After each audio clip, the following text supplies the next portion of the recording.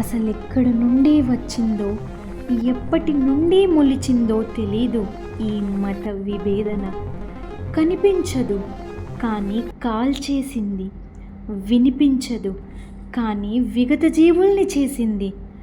చంపేయండి వాళ్ళను అంటూ బాధ్యుల ఆర్తనాదాలు, కసితో చంపేసిన మన జవాన్ ముద్దుబిడ్డలు.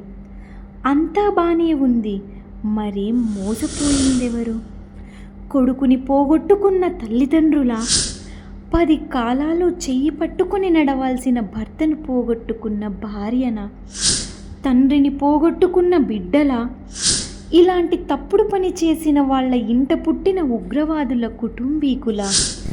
తాము ఏం చేయకపోయినా ఉన్నపలంగా భారతమాతను వదిలి వెళ్లాల్సిన ఇక్కడి పాకిస్తానీలా? సింధు నది నీడను తాకి దాహం తీర్చుకోలేని అక్కడి పాకిస్తానీలా?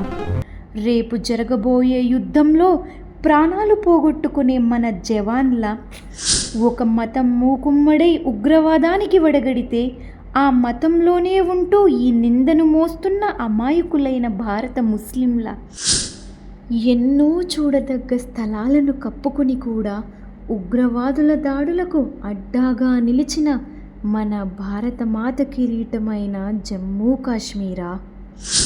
ఇవన్నీ చూస్తూ కూడా, రక్తం మరిగిపోతున్నా కూడా ఏమీ చేయలేని నిస్సహాయ స్థితిలో ఉంటూ కేవలం కన్నీరు కారుస్తున్న నువ్వా నేనా? మోసపోయిందెవరు? మారేదెప్పటికీ?